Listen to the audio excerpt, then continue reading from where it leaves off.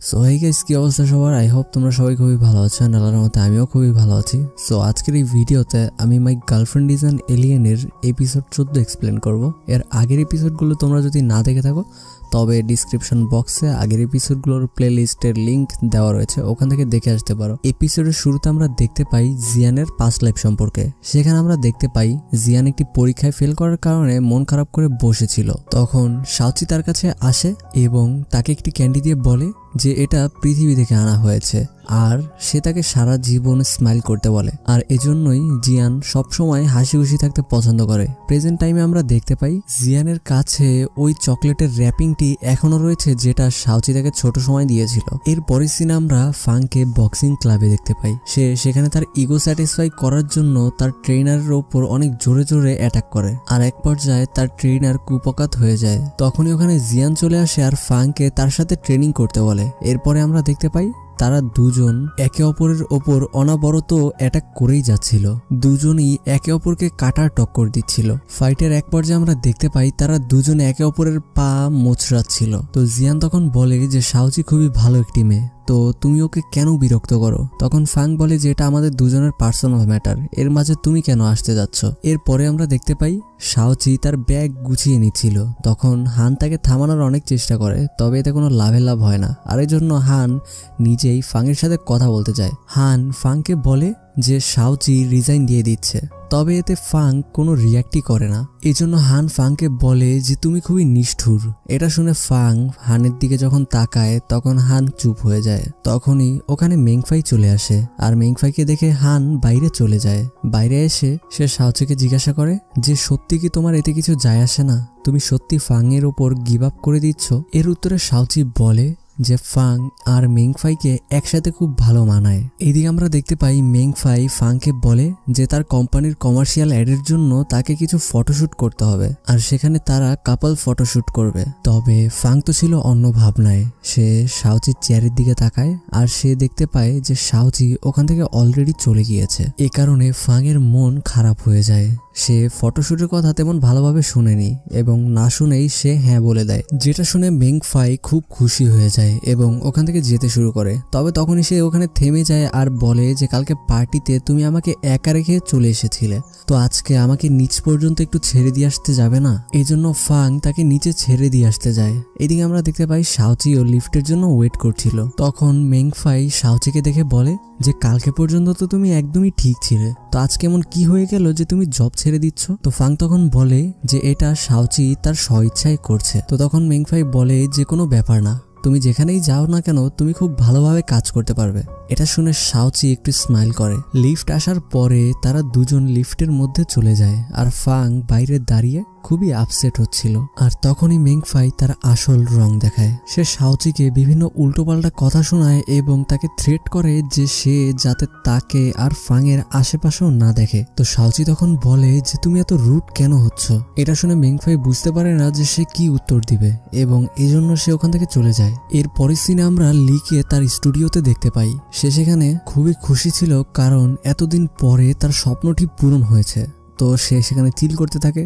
তবে সাবু তাকে বলে তার সামনে একটি টেস্ট রয়েছে, তো ভালো করে প্র্যাকটিস করতে। তবে লি তখন বলে যে এত তাড়াহুড়া করার কিছুই নেই, আমাদের হাতে অনেক সময় রয়েছে, তো একটু চিল করো। তবে সেখানে আমরা দেখতে পাই যে সাবু একরকম জোর করেই তাকে দিয়ে পেন্টিং করায়। এইদিকে আমরা ফাংকে দেখতে পাই যে শাওচিকে এতই মিস করছিল যে সে বারবার অফিসের মধ্যে বসেও শাওচির নাম নিচ্ছিল, আর হান বারবার মনে করিয়ে দিচ্ছিল যে শাওচি অলরেডি রিজাইন করে দিয়েছে। এদিকে শাওচির অবস্থাও বেশি একটা ভালো ছিল না। সে টেবিলে ভুলভাল অর্ডার দিচ্ছিল, আর এই জন্য মিস ঝাও তাকে একটু রেস্ট নিতে বলে। তখনই জিয়ান ওখানে চলে আসে এবং সে শাওচিকে নিজের সাথে একটি ক্যান্ডি ওয়ার্কশপে নিয়ে যেতে চায়। তো তখন মিস ঝাও শাওচিকেও যেতে বলে, আর এই জন্য শাওচি রেডি হতে ভিতরে চলে যায়। তো তখন জিয়ান মিস ঝাওকে জিজ্ঞাসা করে যে শাওচির মন এখনো খারাপ কিনা। তো মিস ঝাও তখন বলে যে হ্যাঁ, ফাং এর অফিসে চাকরি ছেড়ে দেওয়ার পর থেকে ওর মনটি খুবই খারাপ। এর সাথেই মিস ঝাও বলে যে তুমি আবার এটা মনে করো না যে আমি তোমার এবং শাওচির মাঝখানে পিয়নগিরি করছি।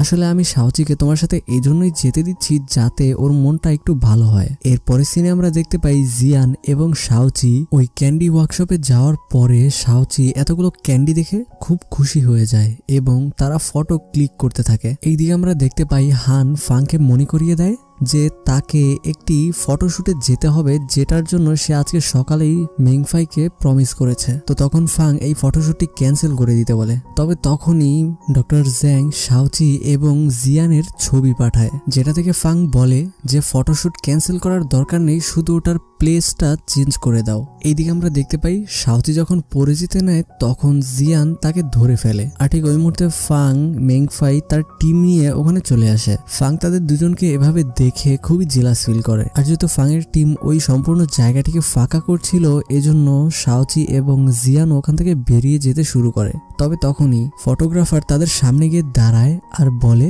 যে তোমরা দুজন খুবই ফটোজেনিক, তো তোমরাও চাইলে ফটোশুট জয়েন করতে পারো। তো তখন মেংফাই বলে যে এটা একদমই ভালো বুদ্ধি নয়। তবে ফাং বলে যে কেন, এই আইডিয়াটা তো আমার খুবই ভালো লাগছে, আর এমনিতেও জিয়ানের কোম্পানি আমাদের বিজনেস পার্টনার, তো আমার এইটুকু হেল্প তো জিয়ান করতেই পারে। তো জিয়ান তখন বলে যে শাওচি যদি রাজি হয় তবে এতে আমার কোনো আপত্তি নেই। তবে শাওচি প্রথমে এতে রাজি না হলেও ফাং তাকে কিছু উস্কানিমূলক কথা বলে, যার কারণে সে রাজি হয়ে যায়। এরপরে আমরা দেখতে পাই তাদের ফটো সেশন শুরু হয়, আর শাওচি এবং মেংফাইয়ের ফটো প্রথমে নেওয়া হয়। তো মেংফাই তো খুব ভালো ভালো পোজ করছিল, কারণ সে আগে থেকে একজন সেলিব্রিটি, আর শাওচির জন্য সবকিছু নতুন ছিল, তাই সে ভালো করে কোনো পজ দিতে পারছিল না। তো মেংফাই তখন তাকে খুবই ডিফিকাল্ট একটা পজ বলে দেয়, যেটা যখন শাওচি করে তখন তাকে দেখতে খুবই উইয়ার্ড লাগছিল, আর এই জন্য শাওচি হেসে দেয়। আর শাওচির হাসি ফটোগ্রাফারের খুব ভালো লাগে, আর এই জন্য সে তাকে ওইভাবেই পজ দিতে বলে। তখন আবার মেংফাই শাওচির সামনে বারবার চলে আসছিল, আর এভাবেই তাদের মাঝে বেশ কিছুক্ষণ ফানি ফাইট চলে।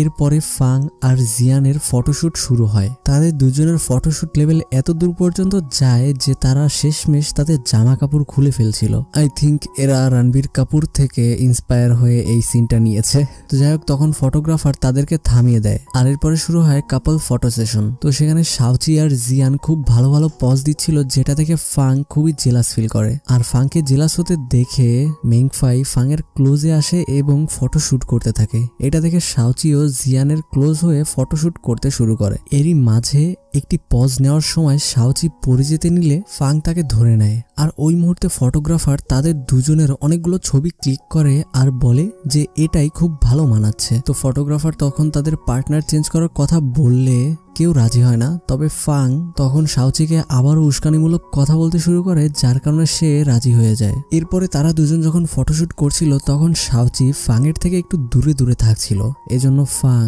শাওচিকে তার কাছে টেনে নেয় আর বলে যে তুমি আমাকে কোনো কিছু না বলেই চলে গেলে। তখন শাওচি বলে যে আমি হানকে সবকিছু বলে এসেছি।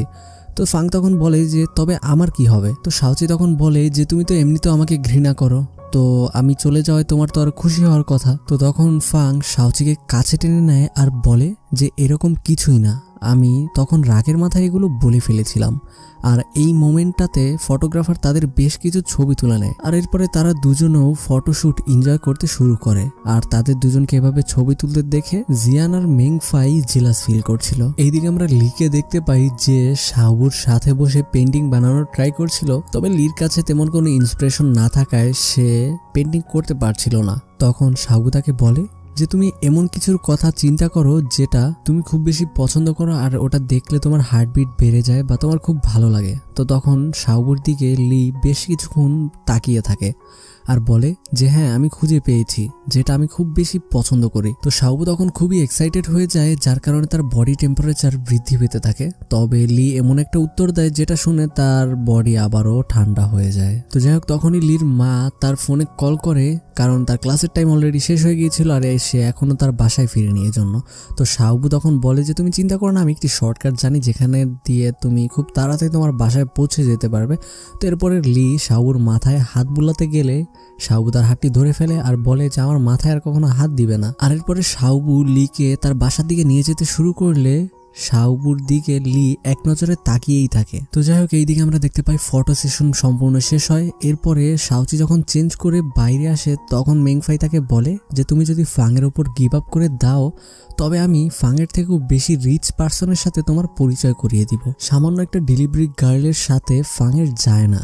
তো তখন শাওচি বলে যে আচ্ছা তুমি আমাকে এটা বলো তো তোমার প্রবলেমটা কি, আমি কি তোমার কোনো ক্ষতি করেছি নাকি, তুমি আমার সাথে এরকম বিহেভ কেন করো, আর তুমি আমার ফ্যামিলি ব্যাকগ্রাউন্ডের ব্যাপারে কথা বলছো, তোমার ফ্যামিলি ব্যাকগ্রাউন্ড রয়েছে বলেই তুমি আজকে এখানে রয়েছো। তোমার যদি ফ্যামিলি ব্যাকগ্রাউন্ড না থাকতো তবে তোমাকে কেউ জিজ্ঞাসাও করতো না। তুমি দেখতে সুন্দর, তবে তোমার থেকেও সুন্দরী মেয়েরা রাস্তায় ঘোরে। তো তখন ওখানে জিয়ান এবং ফাং চলে আসে। তো ফাং ওখানে আসার পরই মেংফাই পা মুচকানোর অভিনয় করে। তো তখন শাওচি বলে যে মিস্টার ফাং, আপনি আপনার গার্লফ্রেন্ডের খেয়াল রাখবেন, কারণ আপনি খুবই কাইন্ড একজন পার্সন, আর আপনার গার্লফ্রেন্ড আপনার ভালোবাসার ডিজার্ভ করে। এটা বলে শাওচি এবং জিয়ান ওখান থেকে চলে যায়। তো তারা ওখান থেকে চলে যাওয়ার পরে ফাং বলে যে তুমি একটু ওভার অ্যাক্টিং করে ফেলেছো মেংফাই। এরপরে ফাং যখন গাড়িতে করে বাসায় ফিরছিল তখন তার মাথায় শুধু শাওচির কথাই ঘুরপাক খাচ্ছিল। তখনই তার ওই পার্টির কথা মনে পড়ে যখন শাওচি তাকে ওই পেনড্রাইভটি দিতে যাচ্ছিল, যেটা সে রাগের মাথায় ফেলে দিয়েছিল, আর এর জন্য সে সেটা খুঁজতে ওখানে চলে যায়। তবে অনেকক্ষণ খোঁজার পরেও সে সেই পেনড্রাইভটি আর খুঁজে পায় না, আর এই জন্য সে মন খারাপ করে ওখানে বসে